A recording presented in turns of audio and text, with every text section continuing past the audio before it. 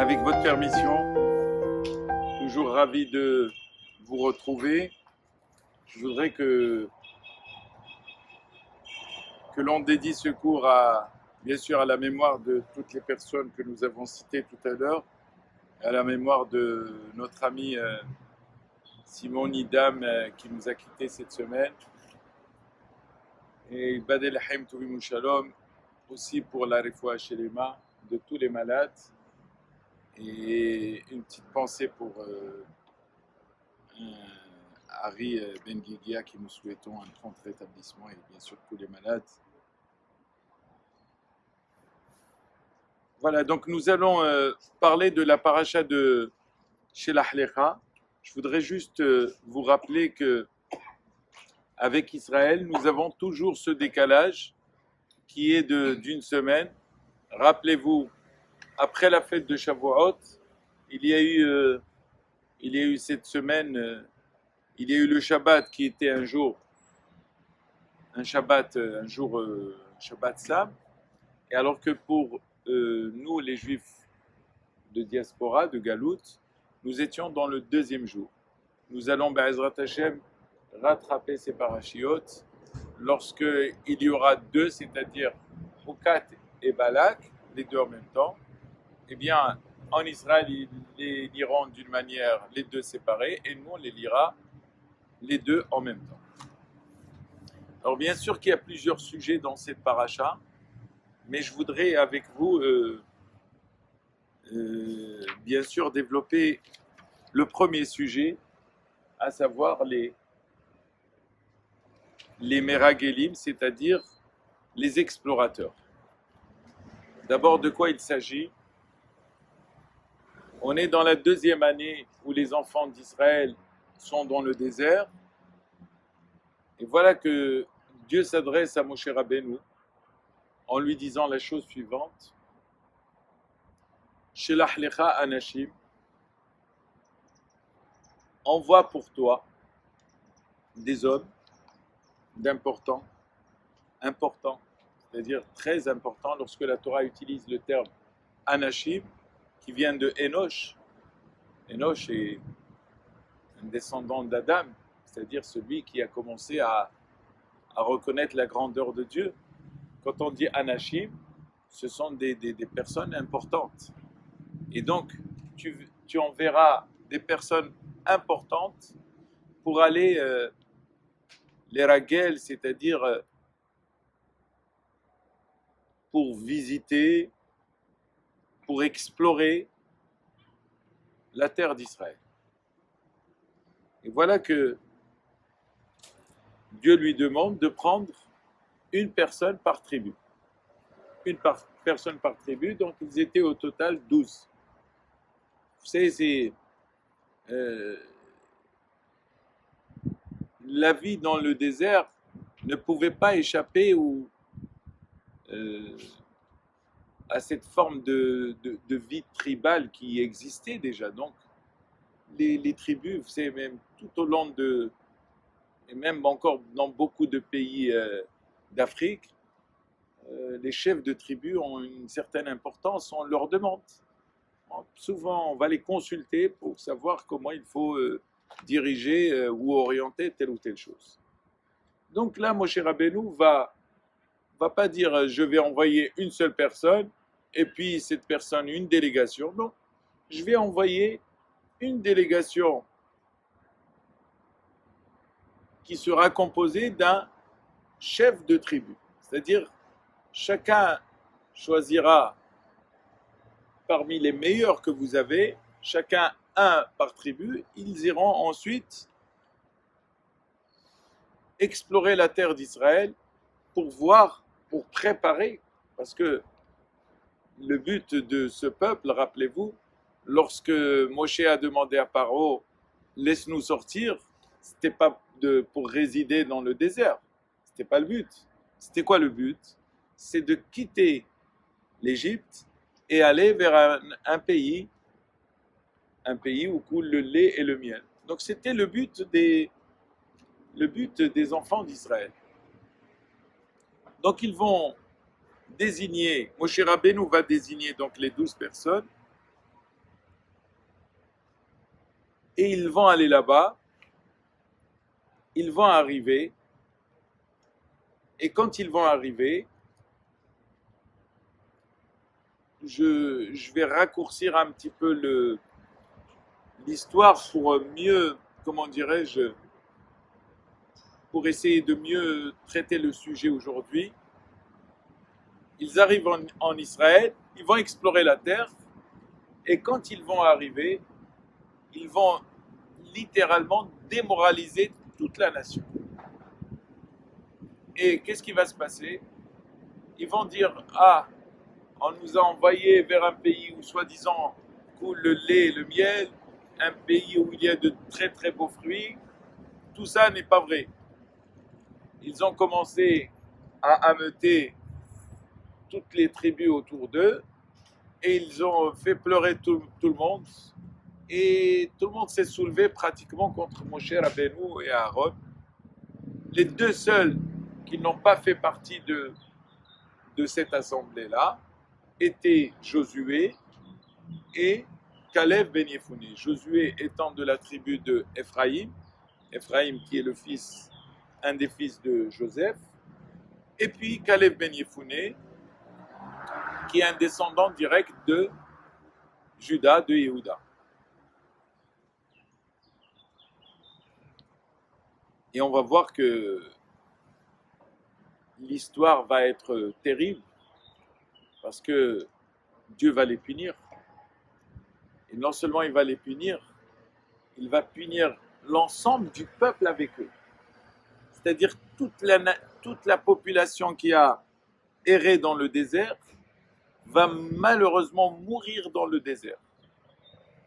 Et quelle a été leur punition? Ils ont exploré la terre pendant 40 jours pour expier leurs fautes. Ils ont erré dans le désert pendant 40 ans. Et comme ils étaient au nombre de 600 000, ils sont tous morts dans le désert pendant les 40 ans. Donc c'est un calcul très simple.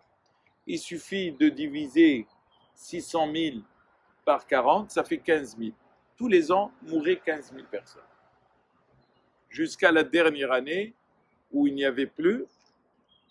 D'ailleurs, il y a une petite parenthèse et qui est ramenée aussi dans le traité de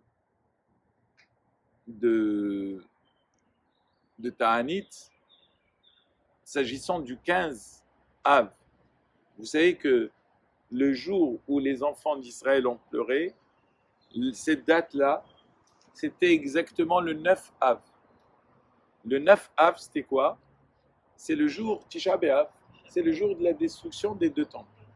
Ils ont pleuré. Dieu leur a dit, vous avez pleuré pour rien, ben je ferai en sorte que pour les générations, toutes les générations à venir, vous aurez au moins pleuré pour quelque chose.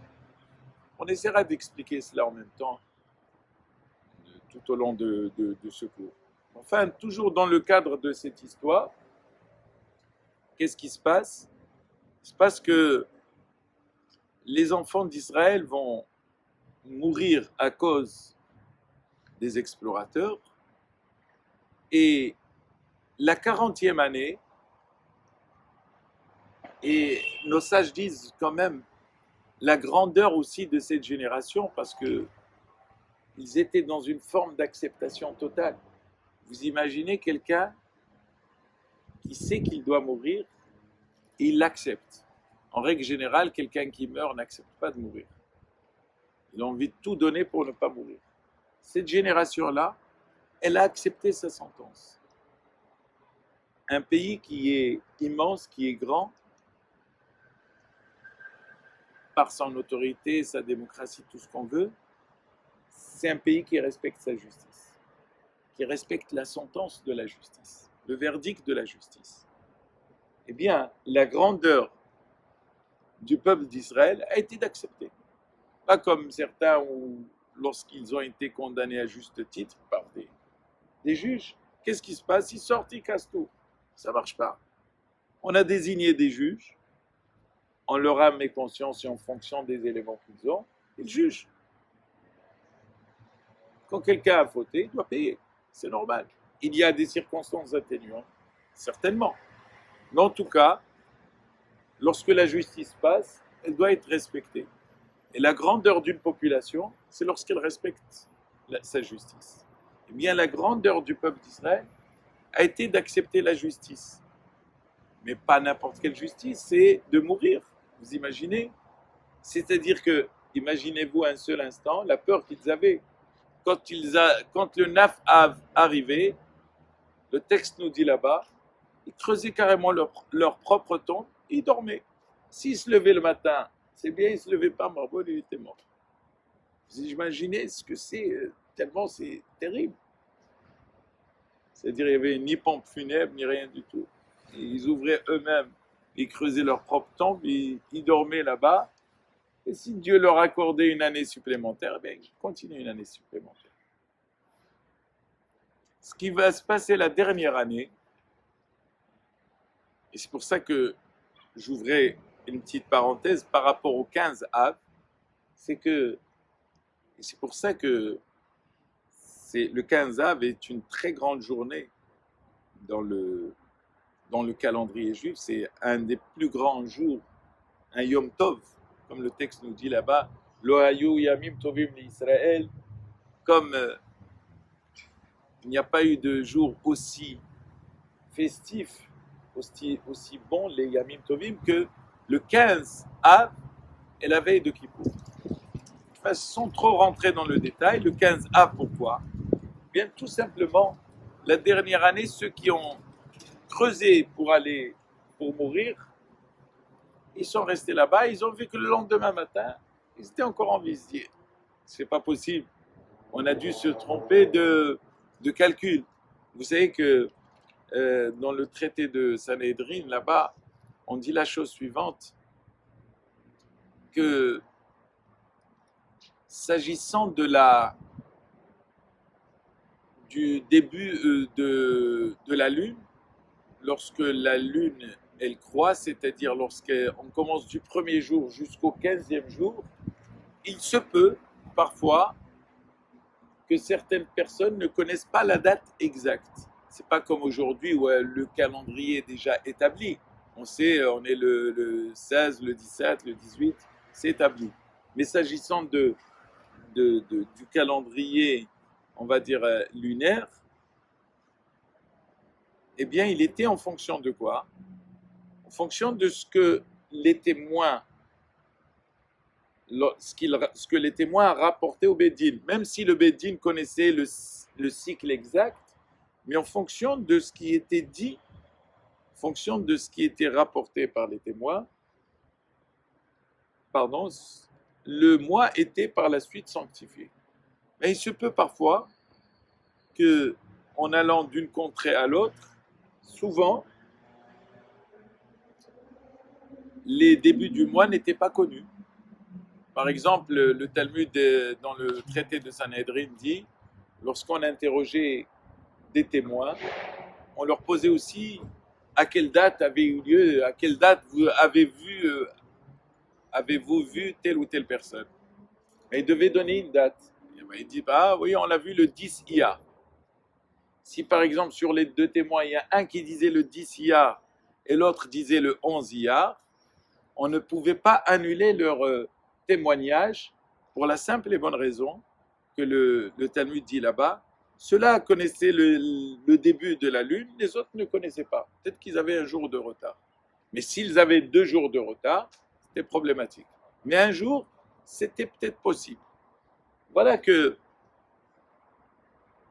lorsque les enfants d'Israël ont commencé à creuser leur tombe, eh bien, le 9, il n'y a rien eu. Le 10, non plus, il n'y a rien eu. Ils se sont dit peut-être qu'ils se sont trompés dans les dates. Et quand arrive le 15, comme ça le Talmud dit, quand arrive le 15 du mois, tout le monde, sans exception, connaît déjà le début du mois. Jusqu'au 15, on peut ignorer la date exacte du mois. Mais à partir dès qu'on arrive au 15 du mois, eh bien, on ne peut plus l'ignorer. C'est impossible. Ce qui fait que, lorsque le 15 Av est arrivé et qu'ils ont vu qu'ils étaient encore en vie, ils ont dit que certainement Dieu les a épargnés et ils sont restés en vie. Enfin, ça c'est une petite parenthèse pour vous dire que le 15 Av était un jour très festif. Entre autres, pour cette raison-là. Maintenant, revenons à notre sujet. Les explorateurs donc, vont malheureusement condamner la totalité de la population errante dans le désert. Toute cette population va mourir dans le désert. Les seuls qui vont, comment dirais-je, les seuls rescapés, c'est Yehoshua, Josué, qui sera plus tard le successeur de Moshe, et Caleb ben Yefouni. Et bien sûr, la tribu de Lévi, qui n'avait pas fauté. Mais tout le reste qui avait fauté, tous ceux qui avaient fauté et qui se sont plaints, ont reçu tous la même sentence, c'est-à-dire ne pas rentrer en Israël. Donc ils avaient leur date qui était définie tous les 9 du mois de Av. Il y avait donc 15 000 qui partaient.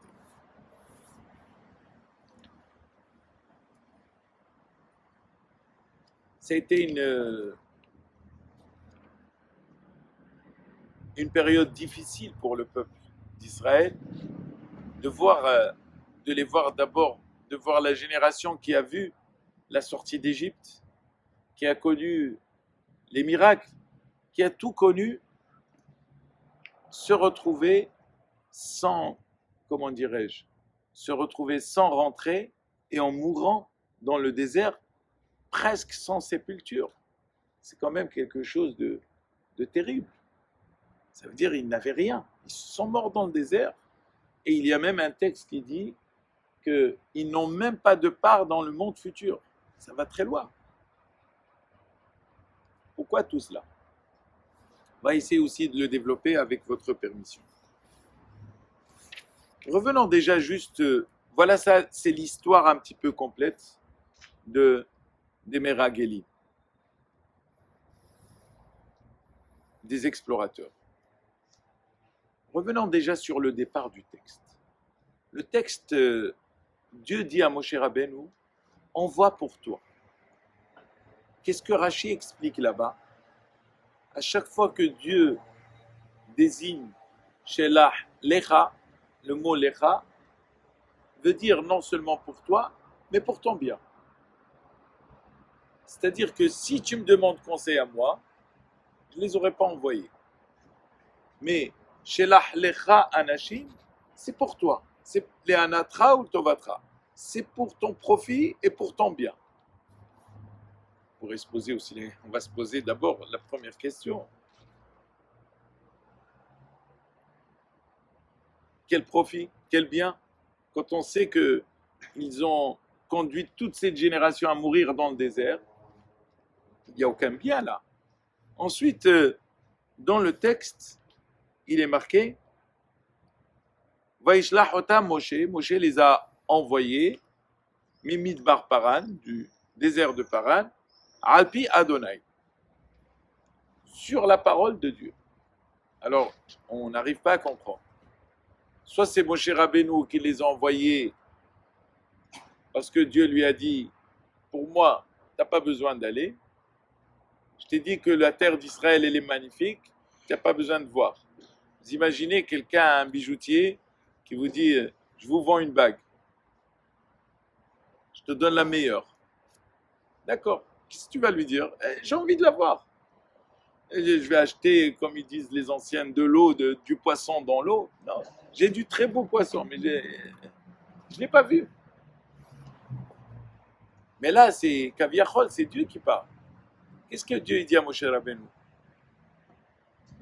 Tu veux voir la terre d'Israël? Moi, je te dis que tu n'as pas besoin de la voir. Donc, non, on ne voit personne. Mais en même temps, qu'est-ce qu'il lui dit? Vas-y, c'est bien pour toi. C'est bon pour toi parce que c'est bon de les envoyer. C'est une bonne chose. Alors soit c'est bon, soit c'est pas bon. Et ensuite, Alpi Hachem, c'est pas Dieu qui les a, c'est pas sur la parole de Dieu, sur le, si on prend le conseil de Dieu vis-à-vis de Moshe Rabbeinu, non, c'est pas juste de dire que c'est Alpi Hachem, c'est c'est Moshe Rabbeinu tout court qui les a envoyés. Et comme le texte là-bas, Kulam Anashim, donc c'était des personnes importantes, Raché Beni Israël et Emma, ils étaient à la tête, ils étaient des princes. Raché veut dire roche, qui veut dire à la tête, c'est-à-dire que c'était pas n'importe qui.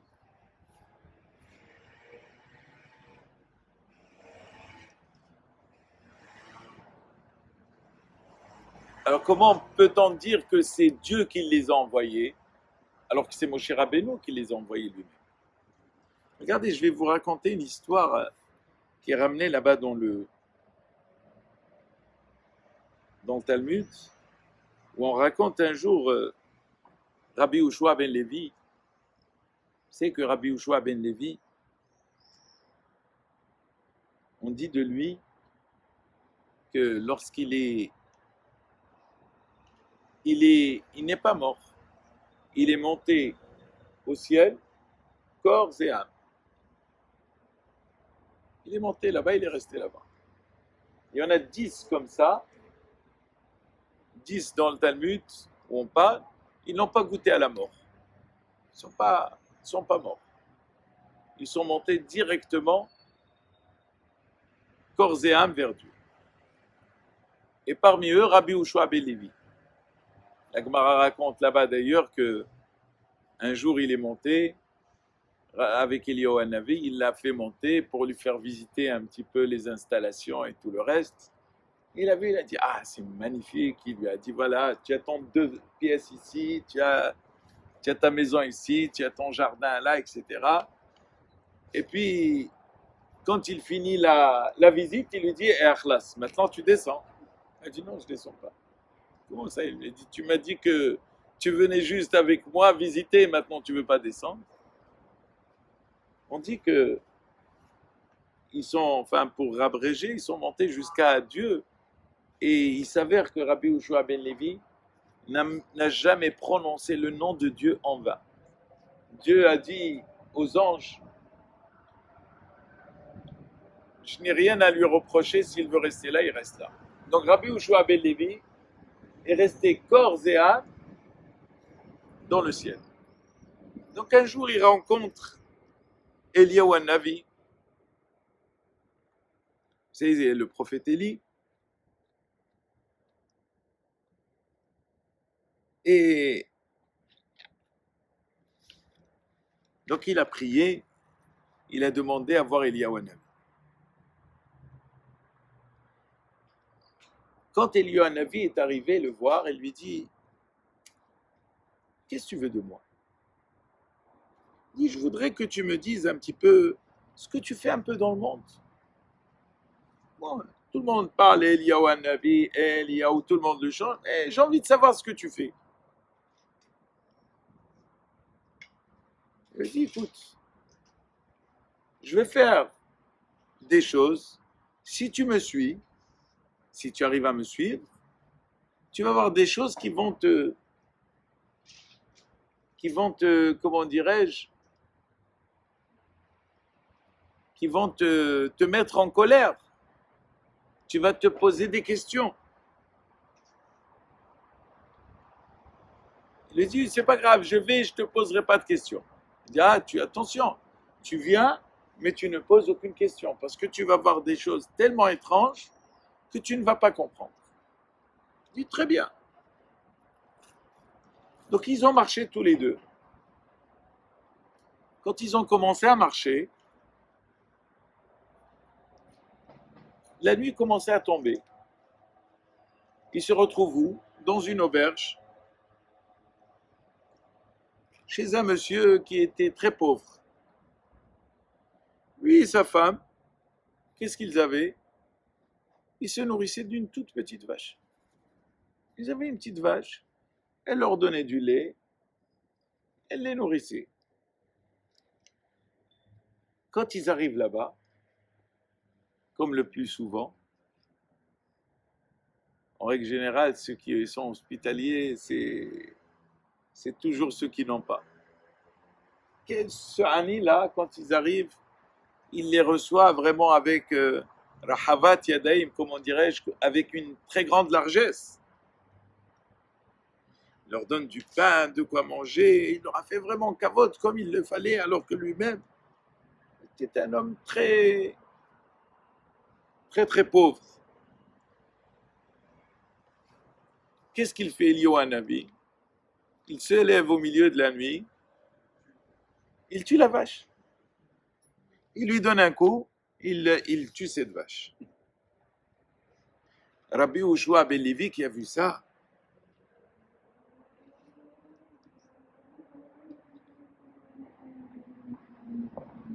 il dit, mais attends, je comprends pas.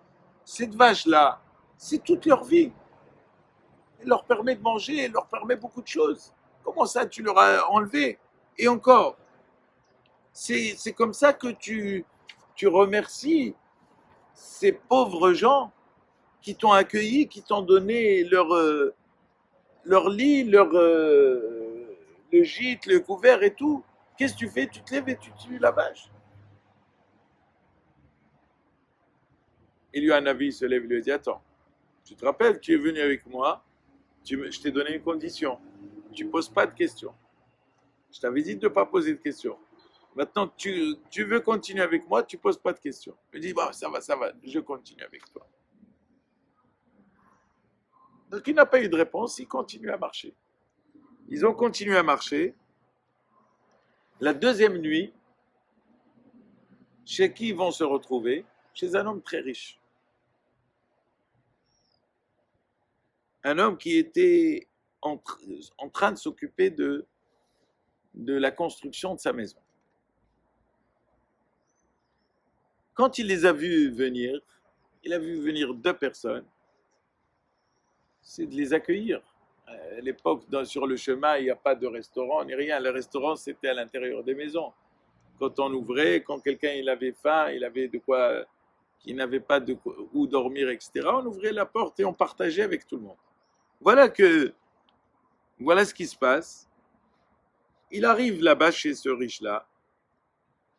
Il leur donne ni manger, ni à boire, ni rien du tout. Il les a reçus vraiment parce qu'il était obligé, vraiment, d'une manière vraiment méprisante. Qu'est-ce que Eliyahu Hanavi fait? Il se lève au milieu de la nuit. Et qu'est-ce qu'il fait?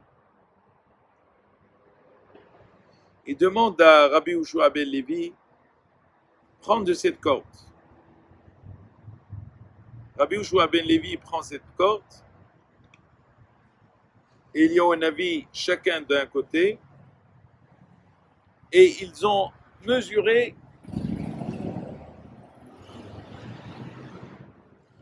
les murs, la distance entre les murs, et ils lui ont construit là-bas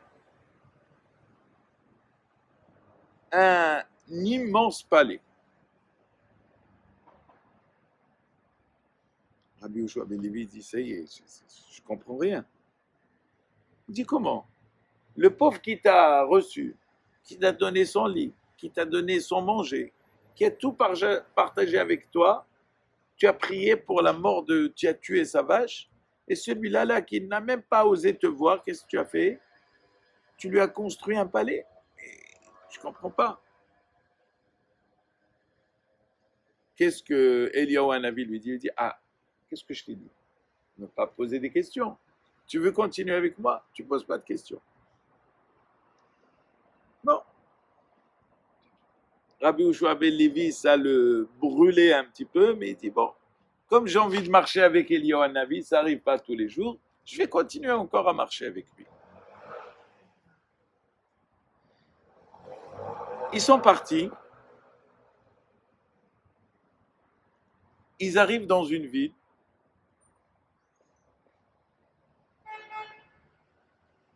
où toutes les personnes qui habitaient cette ville étaient très riches. Mais c'était des personnes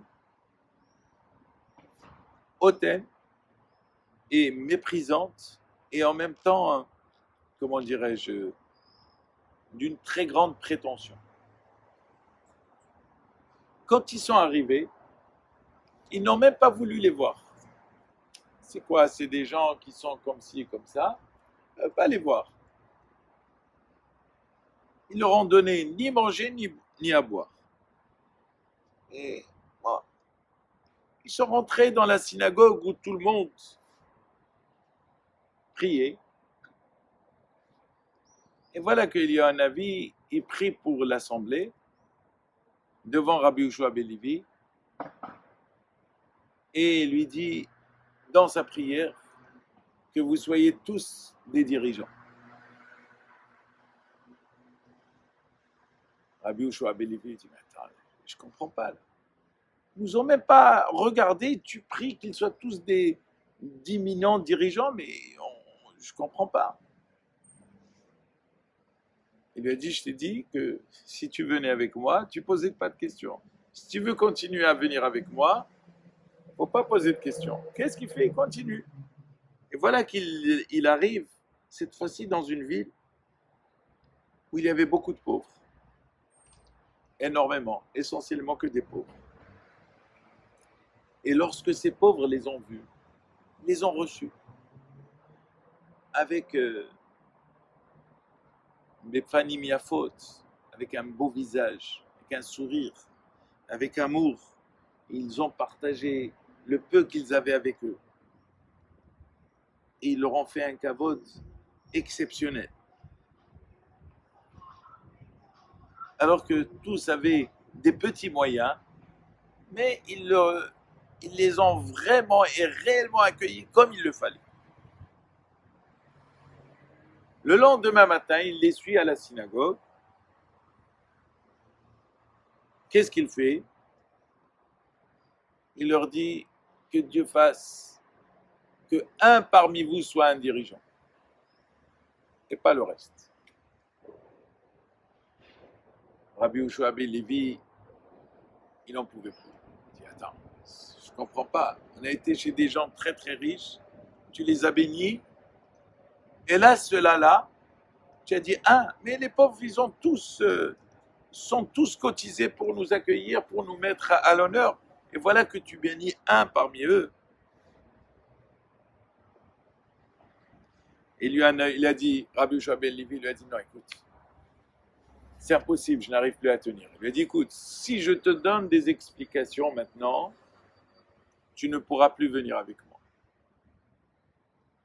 Rabbi Yoshua ben Levi, ça reste un être humain. Il dit, oui, je veux des explications, parce que sage qu'il était, il ne comprenait pas. Il y a des choses qui arrivent dans ce monde, mais on ne les comprend pas.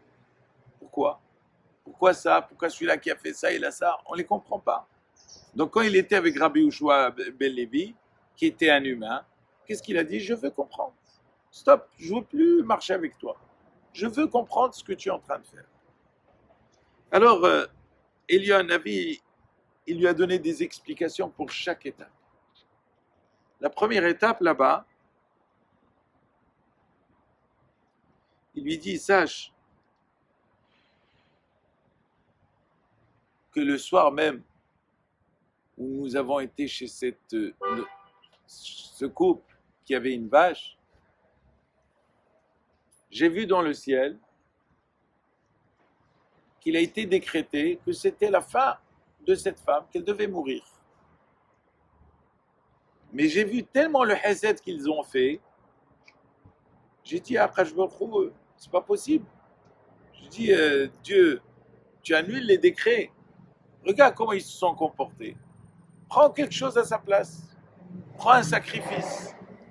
Vous savez que nous disons qu'il y a 3 choses qui annulent le mauvais décret. C'est la prière,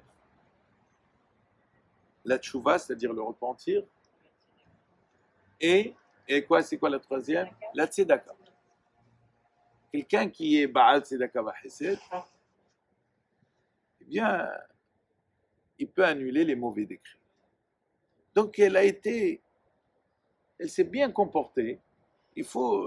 J'ai prié pour que Dieu enlève une partie qui finalement reste que matériel. La vache, c'est vrai qu'elle lui donnait de quoi manger. Bah, elle retrouva une autre vache. C'est pas le plus dur. Les vaches, il y en a beaucoup sur le marché. On trouve. Mais lorsque la personne, elle meurt, difficile.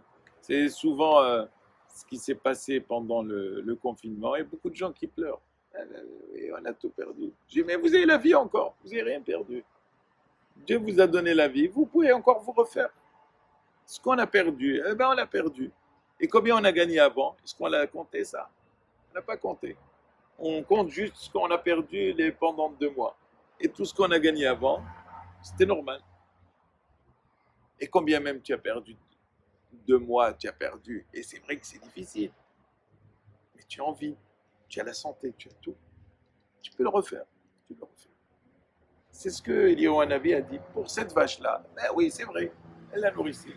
Eh bien, avec la bonté que Dieu a fait, et la bonté que cette femme a accomplie vis-à-vis de nous, Dieu lui donnera de quoi encore avoir les moyens et d'acheter une autre vache qui la nourrira. Ou même peut-être même sans acheter une autre vache, Dieu lui donnera une autre source de, comment dirais-je, une autre source euh, de revenus qui lui permettra de manger tranquillement. La deuxième chose, rappelez-vous, c'était ce monsieur dont on avait, qui était très très riche et qui était en train de construire sa maison. Rappelez-vous, Eliyahu Hanavi, qu'est-ce qu'il s'est empressé de faire? Il a mesuré les murs, il a construit un palais, il lui a construit un très grand palais. Et donc Rabbi Yoshua ben Levi lui dit, mais pourquoi? Il ne nous a même pas accueillis, il ne nous a même pas donné de quoi manger. Comment tu peux le récompenser de la sorte? Donc il y a un avis, lui dit, j'ai activé ces murs parce qu'en dessous de ces murs-là, il y avait un très grand trésor. Et s'il commençait encore à creuser, il aurait trouvé un grand, très très grand trésor. Il n'aurait pas construit un palais, mais il en aurait construit une dizaine. Qu'est-ce que j'ai fait? J'ai mis du béton, j'ai construit là-bas pour qu'il ne retrouve rien du tout. La troisième chose, le troisième récit, rappelez-vous, ce sont ces personnes qui étaient tous, riches et orgueilleux et qui avaient mal reçu. Il les a bénis d'être tous des chefs. Il dit, mais je ne comprends pas. Alors il lui dit, c'est simple. Eliyahu Hanavi lui répond, il lui dit, pour diriger une assemblée, il faut un chef. S'il y a plusieurs chefs, il y a plusieurs avis, on n'avance jamais. Il faut qu'il y ait un seul chef. Qu'il y ait des discussions autour du chef, oui, mais s'il y a plusieurs têtes, c'est pas possible. Il y a une couronne qui va sur un roi, elle ne va pas sur plusieurs rois. C'est pas possible. Et enfin, ça a été, par déduction, la réponse qui a été donnée aux personnes qui étaient dans la grande simplicité, qui étaient dans le, comment dirais-je, dans la largesse du cœur.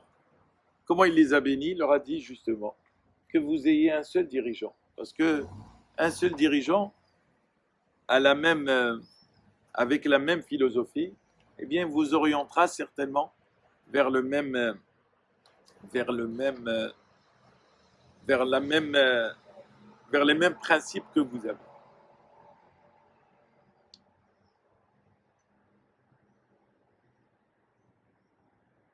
Cette histoire-là, elle nous montre plusieurs choses déjà.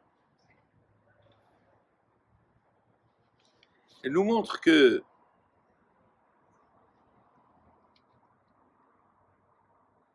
bien sûr qu'il y a ce que je vous ai dit tout à l'heure, c'est-à-dire à savoir que il y a une forme de... Le peuple juif doit toujours relativiser. Lorsqu'il perd quelque chose, il doit voir ce qu'il a gagné avant, comme je l'ai dit tout à l'heure. Il doit voir quelle serait aussi la capacité à se projeter pour gagner encore plus. Je ne sais pas que ce soit au niveau spirituel ou matériel.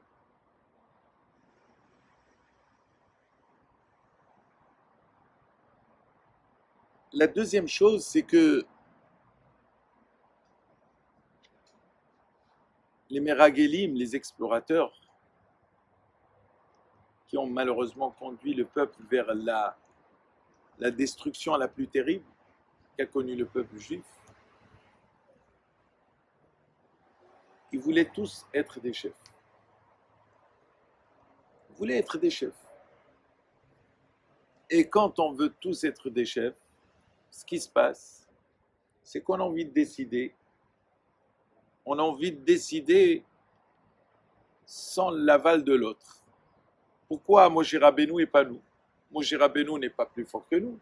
Moshe Rabbeinu, il est désigné en tant que chef des Lévis, mais nous aussi, il y a plus important que Lévi. Réhouven, c'était le premier fils de Jacob. Shimaon, eh bien le deuxième fils. Il y a certainement des princes beaucoup plus importants. Et en réalité, il n'avait pas tort. Mais qu'est-ce qui a été, comment dirais-je, leur faute terrible? La faute terrible des Mragelim, et c'est ce que nous développerons, Be'ezrat Hashem, c'est que dans une société où l'on désigne un chef, ce sont les humains qui les désignent. Donc il a ses défauts, il a ses qualités. Lorsqu'il s'agit de Dieu, lorsque Dieu a désigné Moshe Rabbeinu, ce ne sont pas les hommes qui l'ont désigné. Pourquoi? Parce que Dieu, il sait, il connaît la grandeur de chacun et la petitesse de chacun, il connaît la qualité aussi, qui peut faire en sorte que tel ou tel individu peut être un éminent dirigeant. Lorsque ce sont les hommes qui les désignent, regardez ce qui se passe dans toutes les démocraties, et particulièrement en France. On n'a même pas fini de choisir un président. 6 mois après, les gens ils pleurent. Ah oui, il nous a promis ça, il nous a fait ceci, cela. Vous allez voir, on va voter, on va vous enlever. Ce sont les humains qui sont comme ça. En réalité, on vote pour des gens pour qu'ils nous fassent plaisir. Ça ne marche pas comme ça.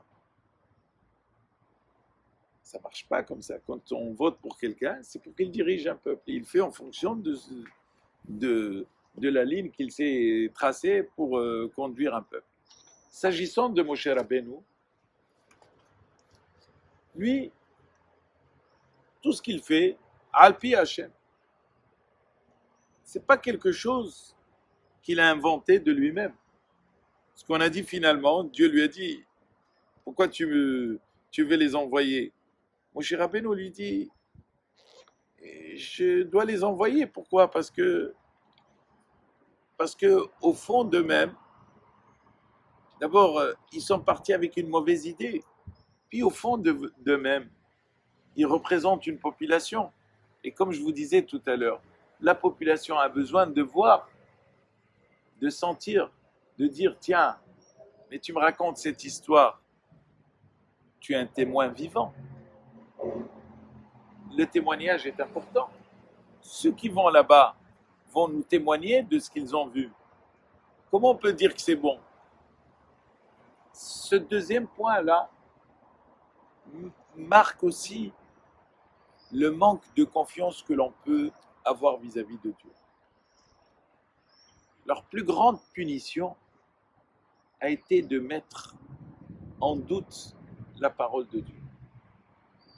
Est-ce que lorsque Dieu les a fait sortir d'Égypte, est-ce qu'il n'a pas accompli des miracles? Et même, à quel moment ils ont admis que Dieu avait accompli? Vayaminu Badonai ou Moshe Abdo, à quel moment? Lorsque les Égyptiens ont été noyés et que eux ils étaient restés vivants. Vous savez que jusqu'à même traverser la mer, ils disaient ouf, Pourquoi tu nous as sortis de ce pays pour nous tuer ici dans l'eau? C'est-à-dire qu'il fallait qu'il quitte, qu'il soit de l'autre côté de la rive et voir les Égyptiens noyés pour dire ah, on croit. Ça, c'est dans la nature des hommes et des femmes qui ne travaillent pas leur émouna. Vous savez ce qui a fait la grandeur de nos anciens et que nous avons, nous, perdu? C'est cette émouna que eux ils avaient. Parfois, il y avait des gens qui n'avaient même pas de quoi faire Shabbat. Ils ont fait Shabbat, ils pensent déjà depuis samedi soir ce qu'ils vont cuisiner pour le Shabbat qui va arriver. Ils ne savaient pas. Qu'est-ce qu'ils faisaient? C'est peut-être que je ne vais pas avoir de quoi faire Shabbat. Dieu nourrit tout l'univers. Tout l'univers, c'est Dieu qui le nourrit, donc lui, il envoie. Vous savez, cette émouna-là, de dire, ah mais tiens, et si, tiens, je suis dans un endroit, et si je ne travaille pas le Shabbat, et je vais perdre tout. À juste titre, et tout le monde travaille le Shabbat, tu es le seul à fermer, ils vont dire, il est marginal celui-là. Qu'est-ce qui se passe? Il va dire, ah ben c'est normal, le plus gros chiffre d'affaires, c'est le samedi. Et si je ferme, eh ben, je ne vais pas avoir le plus gros chiffre, donc je ne pourrai pas payer, je ne pourrai pas faire ceci ou cela. Cette question-là, nos parents ne la posaient pas. Ferme, eh ben, je ferme. Et si je ne gagne pas, eh ben, je ne gagne pas. Non seulement ils ont gagné, mais ils nous ont mis. Pardon, non seulement ils ont gagné, ils nous ont mis au monde, ils nous ont donné le meilleur dans la vie, le meilleur pour avancer. Quand arrivaient les fêtes, est-ce qu'ils disaient, tiens, on a 5 semaines de congé, on va aller bronzer sur l'île d'Oléron ou n'importe où? Et ils avaient les fêtes. Il y a Pessah, c'est 8 jours. Sukkot, c'est 9 jours. Et ils fermaient. 7 jours de Pessah, ils fermaient. 8 jours de Pessah, bien sûr. Et Sukkot, c'est pareil. Vous pouvez aussi se poser la question, mais attends, c'est vrai quand tu fais le calcul, 2 jours à Rosh Hashanah, 2 jours à Kippour, 2 jours à Sukkot, khlas, tu travailles jamais. C'est vrai. Et un jour, un monsieur me dit, ah non, ça fait 2 jours là. Et je dis, la dernière fois, tu es parti de 2 semaines en vacances. Tu as fait le même compte? Je dis, tu vas en vacances. C'est vrai, tu t'amuses. Mais je dis, là, c'est la fête. Qu'est-ce que tu vas dire à ton fils après ou à tes enfants? Cette fête-là, elle n'est pas importante. C'est un jour Zichron Livracha, le grand rabbin Citruc, on lui a posé une question. Il avait dit un jour, la fête de Shavuot est la fête la plus importante. Je parle au niveau, dans le monde de l'éducation, au niveau du ministère de l'éducation, quand il s'agissait de mettre dans le JO, c'est-à-dire dans le journal officiel, les dates qui peuvent être éventuellement donc chômées. Il a dit, bon, choisissez un jour. Kippour, tout le monde dit Kippour, je ne travaille pas. Il dit, quel jour? Écoutez, vous savez, en plus de Pessah, il faut mettre Shavuot. Ah bon, Shavuot? Mais on ne connaît pas Shavuot. Si, c'est la Pentecôte juive. Mais c'est quoi ça symbolique à Shavuot? La symbolique de Shavuot, la Torah a été donnée. Et alors? Et s'il n'y avait pas la Torah, il n'y aurait pas eu de Shabbat, il n'y aurait pas eu de fête, il n'y aurait pas eu de Kashrut, rien du tout. Donc c'est une fête importante. Ah, importante. Et Zichron Livracha, il a réussi à mettre Shavuot sur le journal officiel. Moi-même, il y a quelques années de cela, on avait même reçu des jeunes qui passaient leur barreau. Juste avant Shavuot, on avait réussi à les faire passer avant Shavuot pour qu'ils ne le passent pas pendant Shavuot.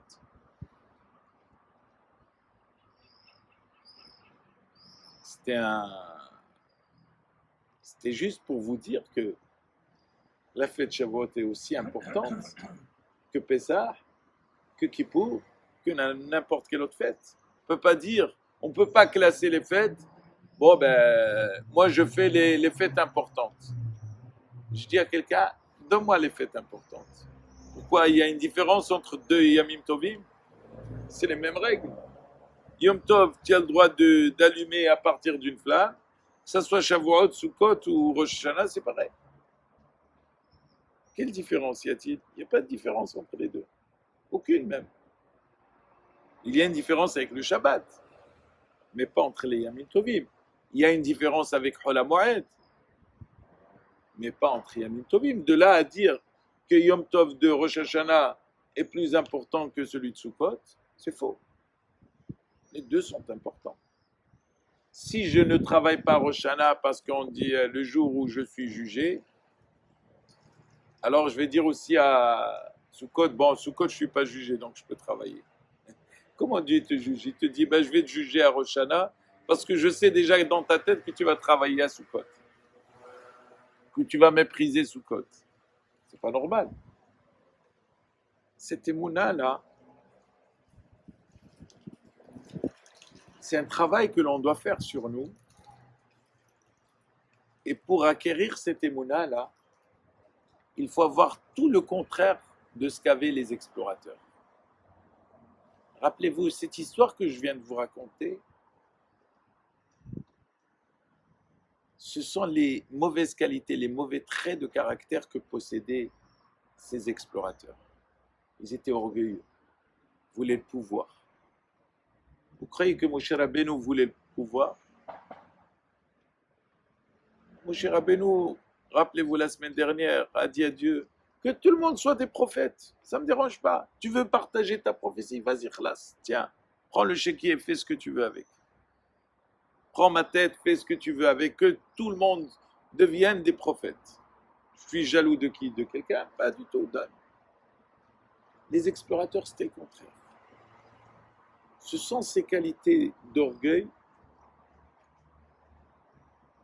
et qui mènent malheureusement à avoir un trait de caractère qui nous rend, comment dirais-je, presque cartésien.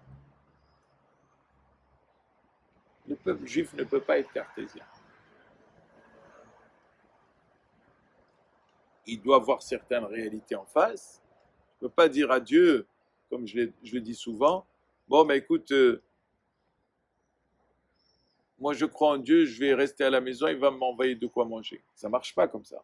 Dieu te dit, sors travailler et je t'aiderai dans ton travail. Mais dire à Dieu, je vais rester à la maison, dormir et machin, et ne rien faire et que Dieu m'envoie de quoi manger, ça ne marche pas. Par contre, Dieu dit, ce que tu me dépenses pour les fêtes, je te le rends. Ce que vous me dépensez pour les fêtes, prêtez-le-moi et vous allez voir comment je vais vous le rendre. Cette notion de partage, à quel moment elle arrive? Lorsqu'on est dans l'humilité la plus totale. Cette paracha-là, elle suit la paracha de Be'alotecha. Qu'est-ce qu'on a parlé? Quand on a parlé de traits de caractère, ce qui caractérisait Moshe Rabbeinu, c'était son humilité. Ve'a'ish Moshe anav me'od. L'humilité, c'est ce qui nous permet souvent d'être dans l'indulgence, je tends la main à l'autre, je suis fier de mon frère, de sa réussite, je ne vais pas regarder ce qu'il a et ce que moi je n'ai pas. Enfin, toutes ces qualités-là qui font que on est toujours dans le positif. La Emouna, elle ne... La Emouna, elle est importante parce qu'elle se transmet aussi par les parents. Même, il y a toujours un petit quelque chose qui se transmet par les parents, mais il faut la développer soi-même par les qualités dont je vous ai parlé. Et vous savez, la Emouna, c'est celle qui permet à des personnes, souvent même lorsqu'ils s'éloignent, de revenir. Quand j'étais élève à la yeshiva d'Aix-les-Bains, le Rav Haikin, Zichron Livracha, notre maître, Zecher Tzadik Livracha, nous disait, quand il nous réunissait, il disait, bon, Je sais, vous allez terminer, vous allez passer votre bac, vous allez peut-être aller à l'université, vous allez peut-être faire de mauvaises rencontres, peut-être pas à l'université, peut-être à côté de l'université, etc. Mais j'ai foi en vous. Pourquoi? Parce que vous êtes des croyants. Vous êtes des croyants, fils de croyants. Vos parents, ils ont, comment dirais-je, semé quelque chose d'important, qui est la Emouna. Ils vous ont inculqué ça, même si il y a des moments dans la vie où vous allez un petit peu vous éloigner, vous allez revenir, parce que vous avez ça en vous. Et c'est vrai, il nous a donné, Baruch Hashem, cette bénédiction, mais cela ne suffit pas. Ce qui ramène l'homme à cette émouna-là, c'est tout simplement l'humilité, celle qui est traduite par Moshe Rabbeinu. Et regardez ce que les explorateurs ont fait malheureusement. Parce qu'ils ont enlevé la émouna du peuple d'Israël. Parce qu'ils ont voulu dire, non mais Dieu a décidé ça. D'accord, mais nous on veut voir. On a envie de voir. Et ils avaient raison quelque part. Sauf que la génération du désert ne vivait pas comme les autres générations. Elle n'a pas travaillé la terre. Elle ne devait pas sortir, ouvrir son magasin et attendre que le manger lui tombe dans la main. Non, c'était une génération qui était gâtée, pourrie, si j'ose dire. C'était une génération formidable, qui avait de tout, qui avait son linge qui était repassé. Ils avaient leur manger, ils avaient leurs chaussures qui ne s'usaient pas. Vous imaginez, il n'y avait pas de marque là-bas. Il n'y avait rien du tout. Tu achetais une jupe, tu la mettais pendant 40 ans. La vérité, c'est magnifique. Vous avez la même robe, la même chape pendant 40 ans. Bah, magnifique. C'est pas aujourd'hui parce qu'on n'arrive pas à voir comment on va mettre une robe pendant 40 ans, mais c'était ça. Na'alcha lo balleta me'al raglecha. Ta chaussure n'a jamais été usée. C'est-à-dire qu'il n'y avait pas d'usure. Ça veut dire que c'était une génération qui était servie à tout. C'est-à-dire qu'ils ne faisaient pas de repassage, pas de linge, pas de vaisselle, walou de tout cela. Ils dormaient, ils avaient ni froid, ni chaud. Walou, ils étaient tempérés. Est-ce qu'ils, ouais, un monsieur un jour il m'a dit qu'ils étaient bronzés. Je dis ça, je les ai pas vus. En tout cas, ils avaient de tout. Il n'y avait ni Kaïtz Vahoref, comme le monde a été frappé après la faute du déluge où il y a eu les 4 saisons. Là, ils n'avaient rien. Ils avaient une seule saison. Le printemps, tout le temps, le printemps. Sans allergie ni rien du tout. Vous imaginez? Donc cette génération-là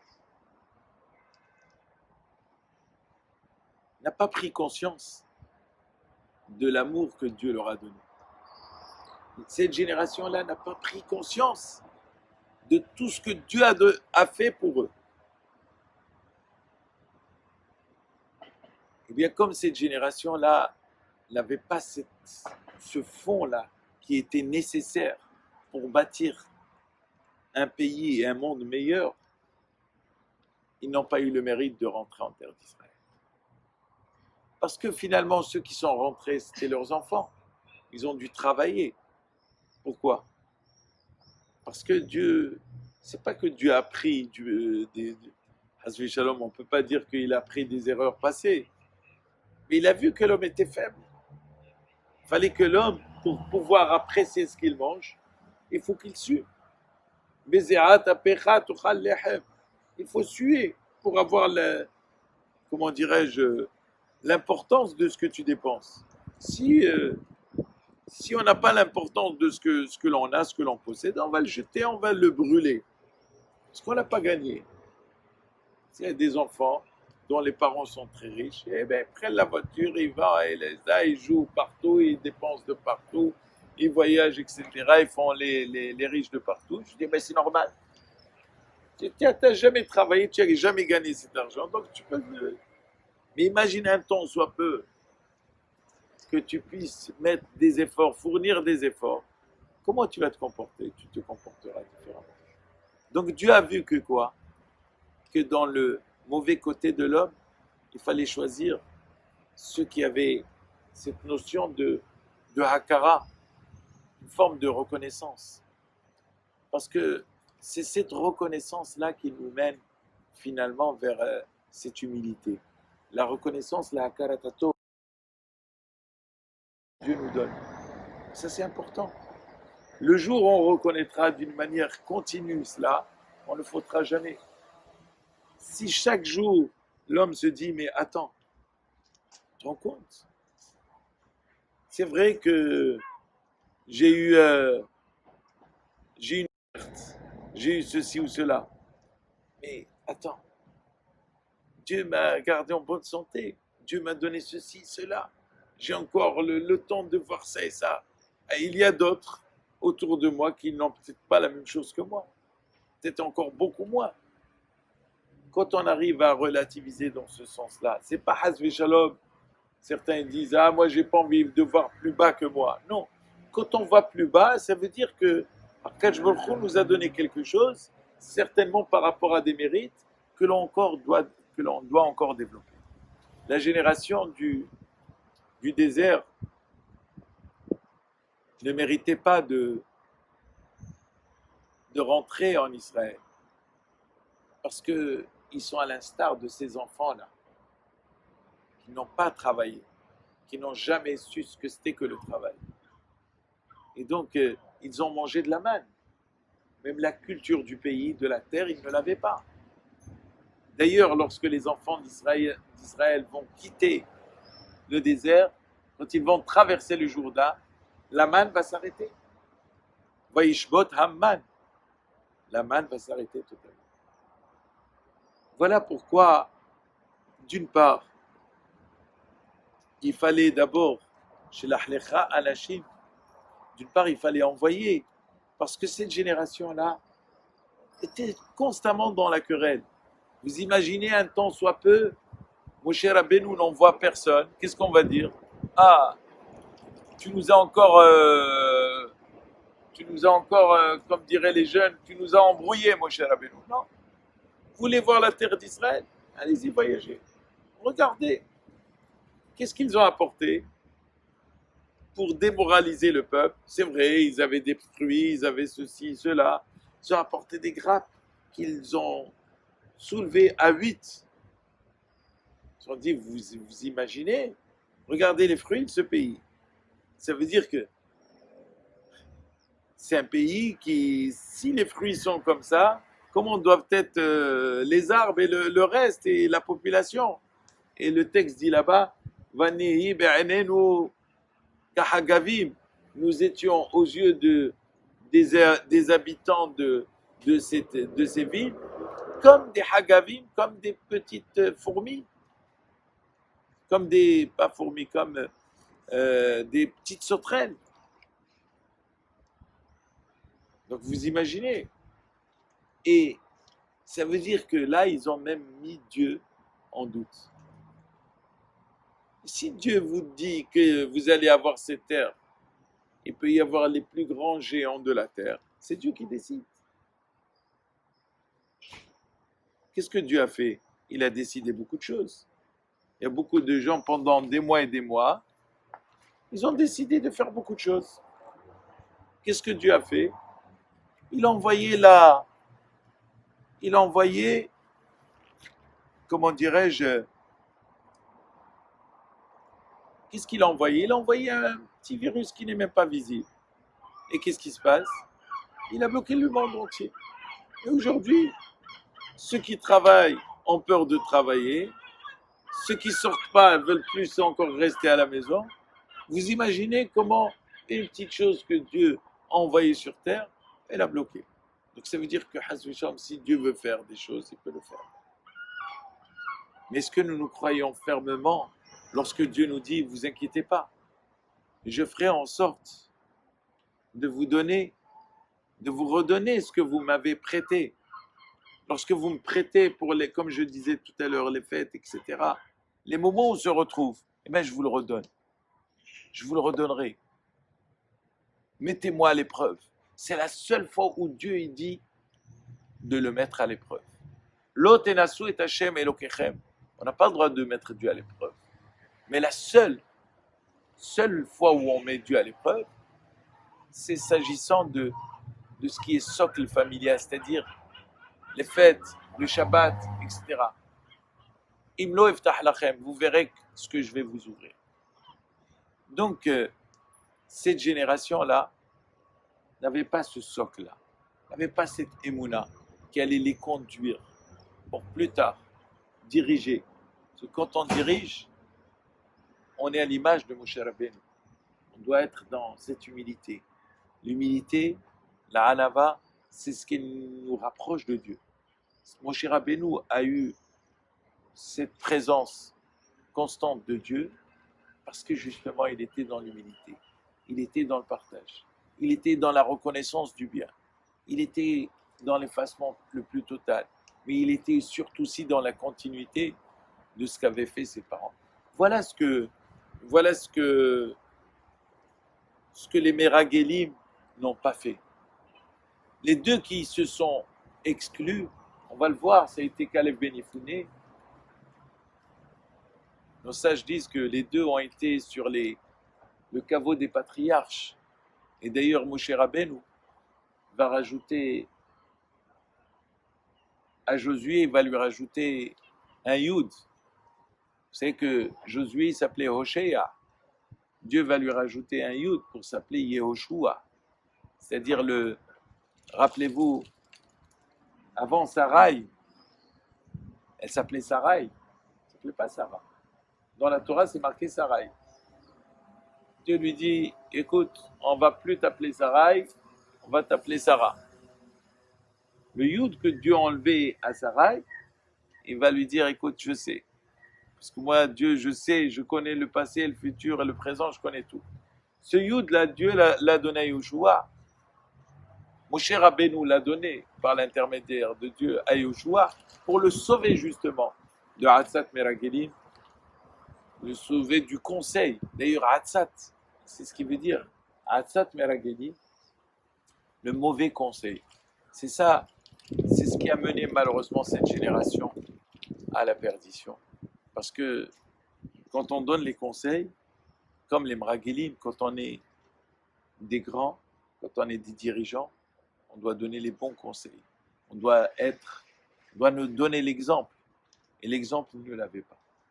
Ils ont mis en doute la parole de Dieu.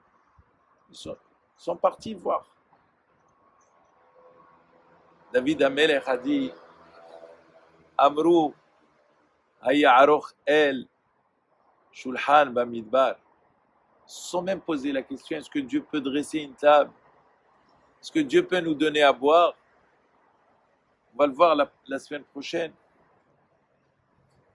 Vaïtzma Shama'am, lorsque le peuple va être dans la soif la plus totale, ils vont mettre Dieu à l'épreuve. Donc cette génération-là, qui était dans le conflit en permanence, ne pouvait pas mériter d'habiter un pays où on doit, pour reconnaître la grandeur de Dieu, travailler. On doit fournir un effort. Et c'est ce que nos sages disent, que l'effort, la récompense est toujours en fonction de l'effort que l'on fournit. Même si parfois le résultat ne suit pas. Mais l'effort est important. Cette génération-là n'a fourni aucun effort. C'est pour ça que le résultat était à l'image aussi du non-effort qu'ils avaient produit. Alors, il ratsonne que Dieu nous aide à développer notre émouna, à se poser les bonnes questions, se poser les questions qui ont réussi, qui ont permis à nos parents de réussir. Pourquoi eux et pas nous? Et c'est comme ça qu'on avance. Il ne faut pas avoir peur. Parfois, on se pose à juste titre des questions. Eh oui, mais si je ne fais pas ça, je risque d'avoir ceci, cela. Regarde. Lève parfois les yeux. Regarde autour de toi ce qui se fait. Regarde autour de toi ce qui se fait et qui réussit. Regarde autour de toi, autour de ta famille, autour de tes maîtres. Et c'est ça qui te permettra, Be'ezrat Hashem, d'avancer sûrement certainement. Alors, je vous souhaite une très bonne soirée. Je vous rappelle juste tout simplement que tous les dimanches, j'ai mis aussi en place à 18h30 des cours sur Shabbat. Nous les avons commencé la semaine dernière et je continuerai encore cette semaine. Et pourquoi le Shabbat? C'est ce que je vous disais tout à l'heure. Le Shabbat, c'est un prêt que l'on donne à Dieu. Toutes ses dépenses, tout ce qu'on fait. On dit, ah, là, ça y est, on a déjà tout est cher, il faut encore payer encore plus. Oui, je vous mets à l'épreuve. Donnez-moi et vous allez voir. Lorsqu'il est marqué là-bas, dans le Talmud, que tout ce que l'on dépense pendant le Shabbat et les fêtes n'est pas comptabilisé dans ce que Dieu nous a prévu de gagner dans une année. Tout ce que Dieu a prévu, il est prévu. Mais ce qui est dépensé le Shabbat et les fêtes, c'est pas prévu. On lui donne à Dieu et Dieu nous le rend en bonne santé. C'est ce que je souhaite. Je vous souhaite. Alors, rendez-vous bien sûr ce Shabbat pour le cours habituel avant Minha et après Minha, bien sûr. Et bien entendu, le dimanche à 18h30, juste avant l'office qui est à 19h15, pour discuter ensemble, pour revoir un certain nombre de melachot du Shabbat, d'avoir Alechem Birkat Tov. Je vous souhaite une très bonne soirée et un très bon appétit pour tout à l'heure.